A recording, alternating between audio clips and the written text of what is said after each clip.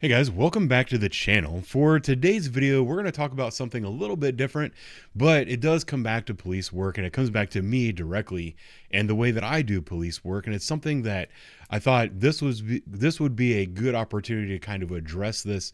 And it's one of the topics that I've wanted to cover for a long time. The topic that we're going to be discussing today is going to be kind of like is it okay to disagree with somebody? And if you disagree with somebody, does that mean that you hate that person? And specifically, we're going to go into how everyone who disagrees with one kind of belief system or another in today's world is labeled a phobic, and today specifically we're going to be talking about transphobia, meaning that if you disagree with what these activists say and the way that they think trans people should be treated, then you are transphobic. It means that you are deathly afraid of trans people, which is something that I strongly disagree with. And that's what we're going to be talking about today. So I saw this story yesterday on Facebook, and I actually commented on it.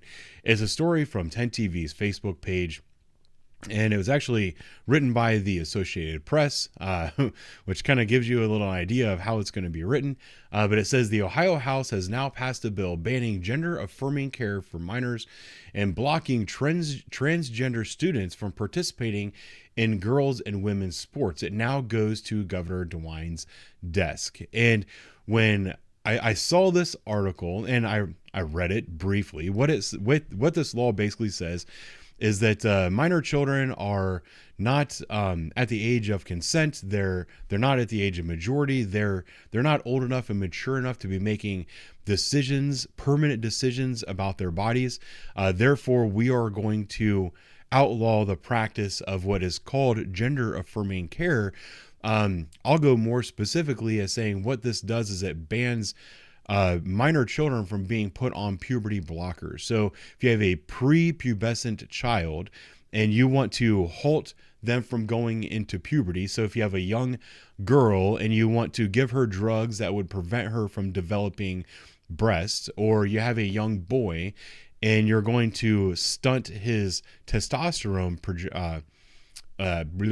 production, these are puberty blockers. You're preventing them from becoming a mature version of the gender that they were born into, and you're going to substitute those hormones with hormones of the opposite gender, and you're creating irreversible processes.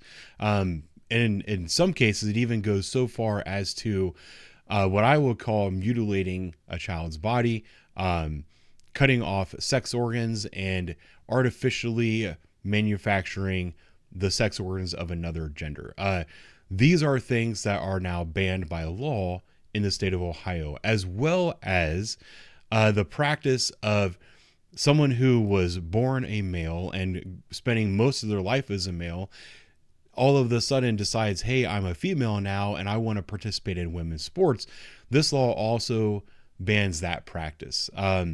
This, I believe, is something that is important for the safety of females as well as the integrity of women's sports. There are records in women's sports, like records in running, cycling, swimming, these kinds of things, even softball, these records are held by girls and women that were born women and were raised as women that have a certain body type and certain capabilities and all that other stuff.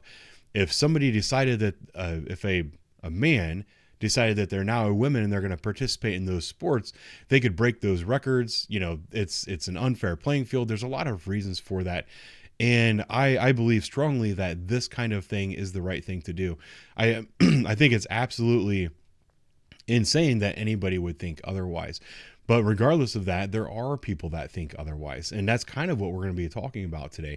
So when I saw this article, I made a comment. And, I saw a lot of people who were very upset at the state legislator for passing these laws, calling it transphobic and all this other stuff.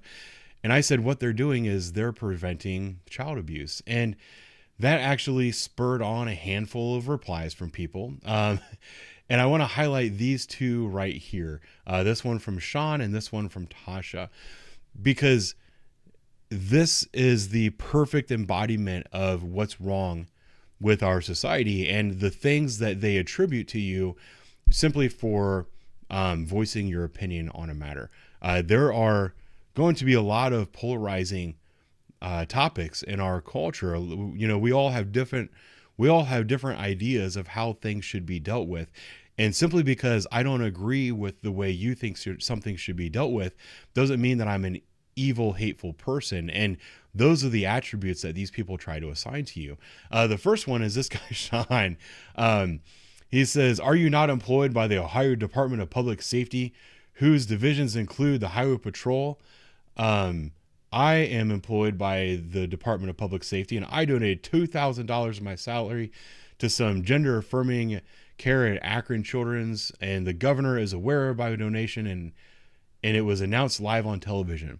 Okay, Sean, that has nothing to do with my take on preventing child abuse. I would say that you're funding child abuse by doing that, but no, I don't work for the Ohio Department of Public Safety. I don't give a shit about what the governor thinks about it. This is my opinion. I'm allowed to have my opinion. I'm entitled to have my opinion, just as you are entitled to have your own opinion. That comment has nothing to do with me, and I don't know why you're directing it to me. I would say that the reason you're directing that comment towards me is because there's something wrong with you. Your brain is not functioning properly. You're not an intelligent, logically thinking person. Then this other one is probably the most important one. And she says, "FYI, for your information, thanks for posting that you're a cop. Because someone who is transgender and has interactions with you, they can definitely use this to show that you treated them differently from who they are.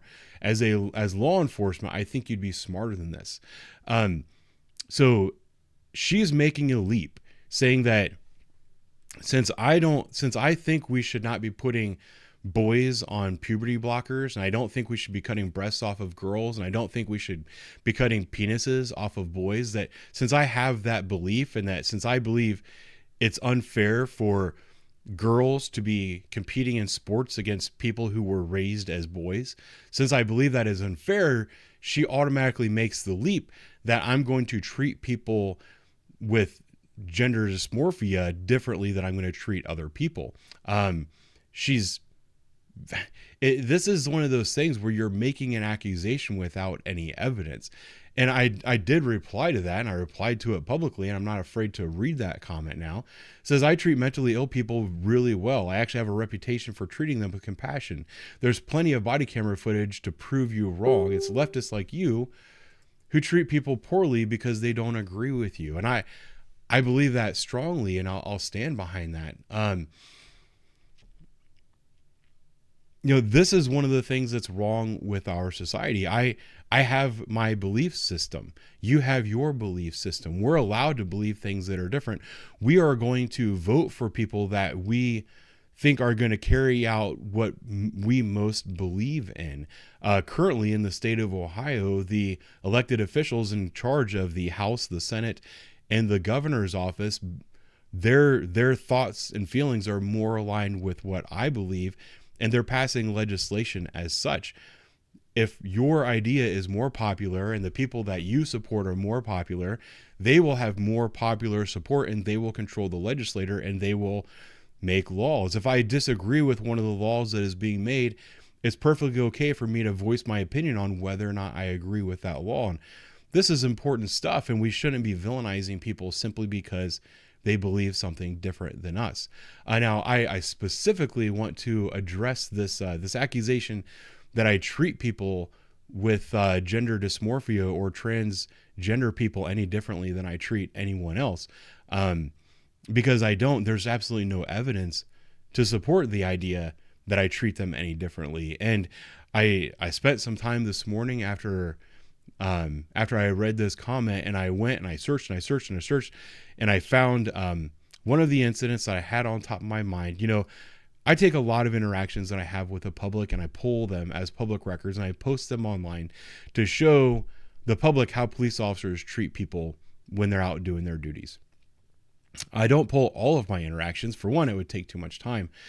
And two, there's some things that I don't necessarily feel are important to put out there, because I'm not doing this to drive home these like specific like micro points into people's heads. But now, since I am being accused of treating people who identify as a gender that was not assigned to them at birth, since I'm being accused of treating them differently, I had to go back and find one recently where I was dealing with one such individual. And I have two cases that I want to talk about briefly. One of them involves a minor child and the other one involves an adult.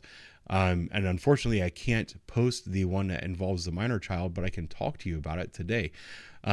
My thoughts, and one of the other reasons that I think, so I have to keep clicking away pop-ups. That's why my camera is on the wrong side of the screen today.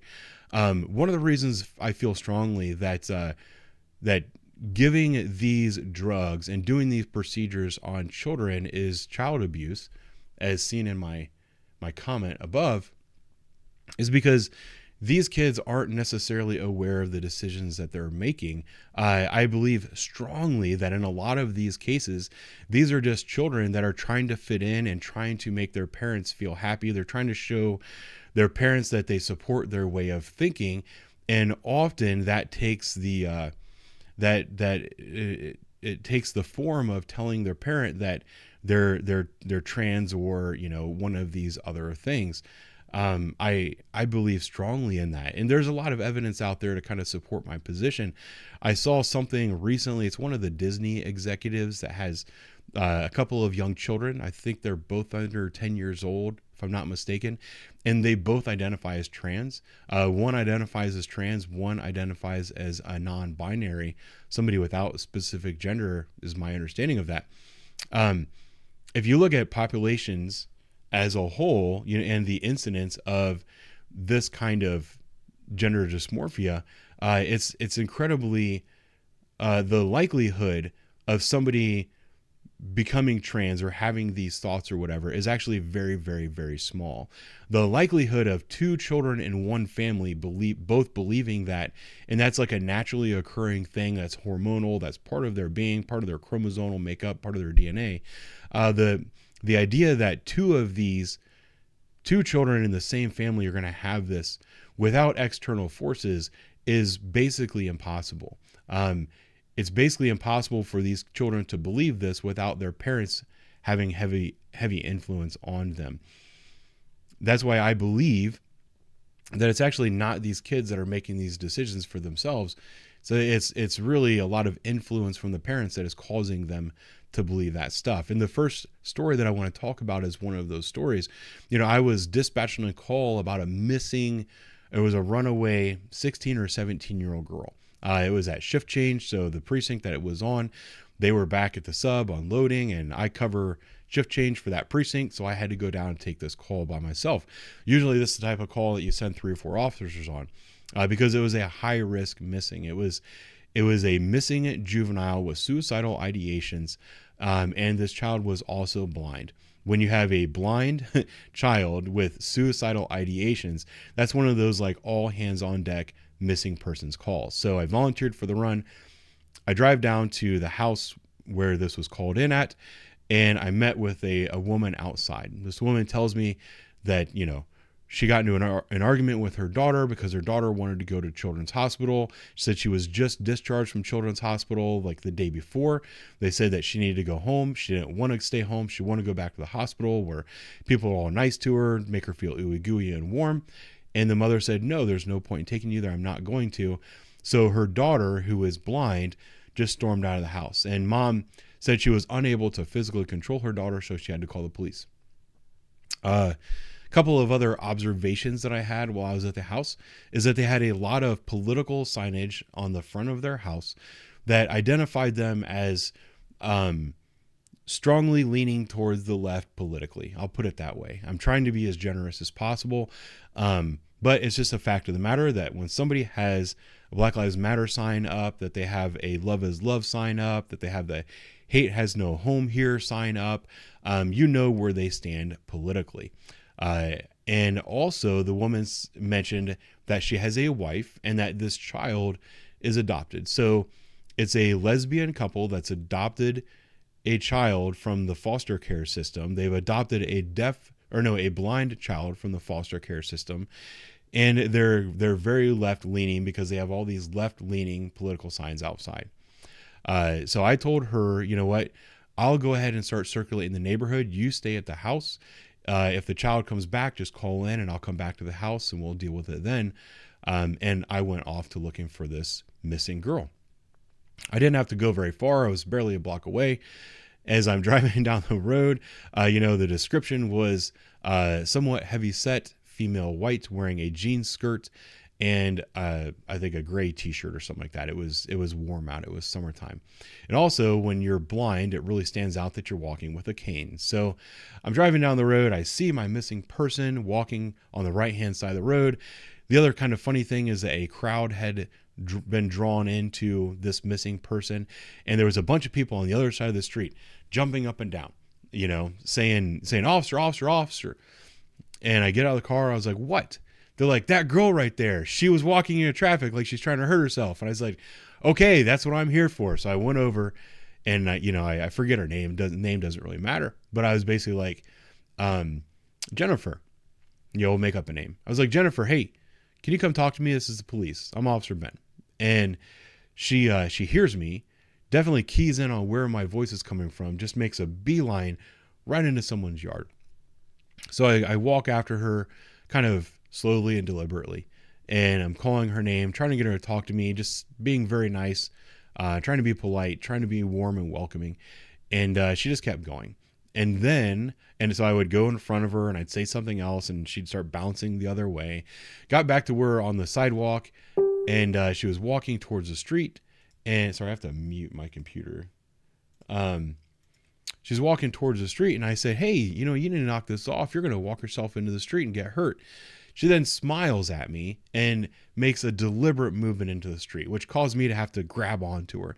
So I now have this girl in the escort position, hand on the wrist, one hand behind the tricep. This is where we turn people around. We kind of escort them. You can push, pull. You have a lot of control over a person in that position. And also I wasn't going to use a whole lot of force because I got someone that's blind, suicidal, missing, all these other things. I just want to hold on to you and make sure you don't go out on the road. When I grabbed onto her, that's when I realized that this situation is not the situation I thought it was. She was very stocky for a 15 or 16-year-old girl. She also had some stubble on her face. It became immediately apparent to me that I was not dealing with a 15 or 16-year-old girl.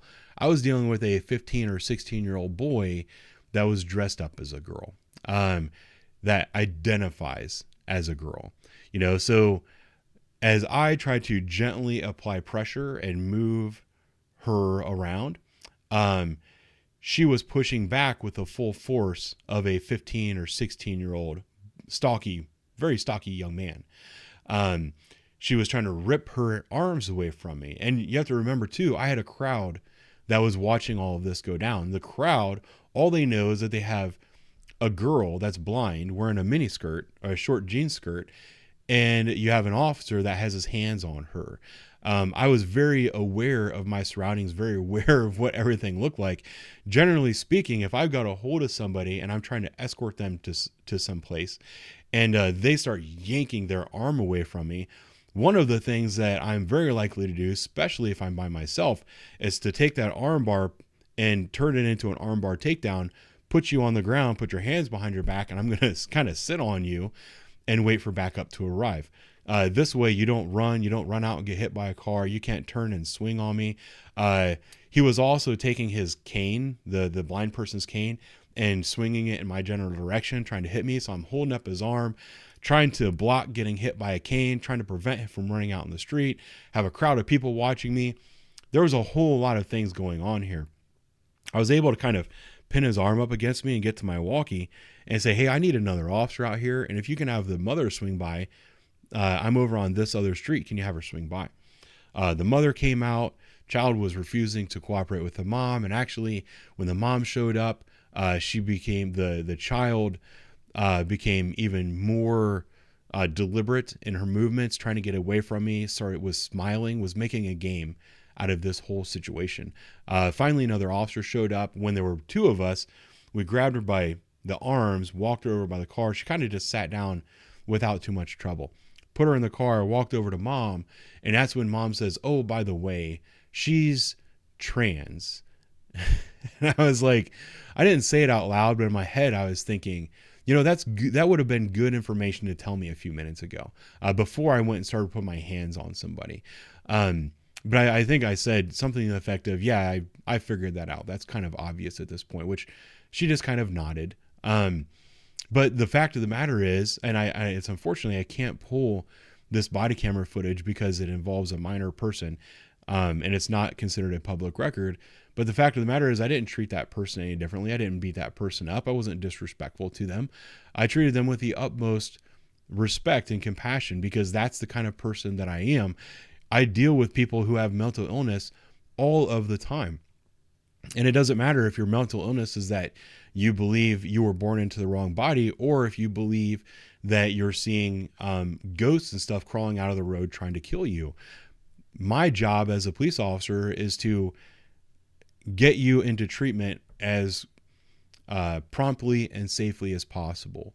I don't really care what your delusion is. And I do believe firmly that these folks that are born one gender and want to change gender, I do believe that is that's a delusion. It's a form of delusion, but it doesn't matter. It doesn't change the way I treat those people. And the folks that make that accusation what they're doing is they're actually projecting their own thoughts and feelings onto you, because they're the ones that don't treat people fairly when those people don't think the same way they do. That same person was tagging me in all these activist Facebook pages, trying to get them to come after me, because they don't think it's okay for someone to think differently than the way they do. The other one, I don't want to get too far into it because I have requested the body camera footage, and I will post it, and I'll post it on this channel as well.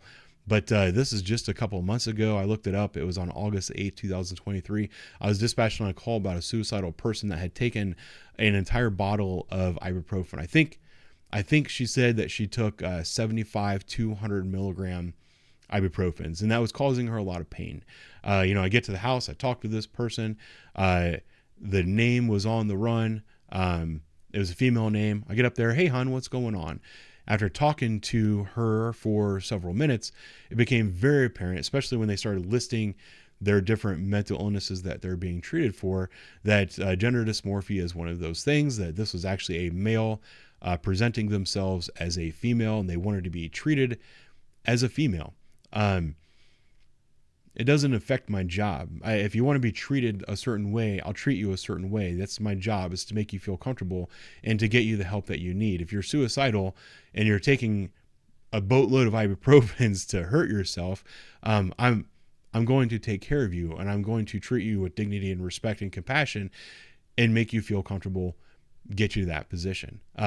Remember, the medics arrived. I walked out to the medic. I'm not in earshot of this person. And I said multiple times, I actually watched the video again this morning. I said, "Hey, she did this, she did this, she did this," knowing full well that I was actually talking to a biological man. I walked the medics up. They loaded her up in the ambulance, and that was it. I was done. This idea that if you disagree with somebody, or you don't buy into a certain person's belief system, that you automatically hate that person and you're going to treat those people poorly, that's inappropriate. And those accusations need to stop. That's not who I am. You don't have any evidence that I've ever done anything like that. You're just blindly and ignorantly making accusations about people. I don't know. I think I've said enough about it. It's just, I can't say it strongly enough that there needs to be space in our society for people to disagree with each other and talk about things and work things through and try to understand each other's perspectives, rather than simply accuse the other person of being hateful.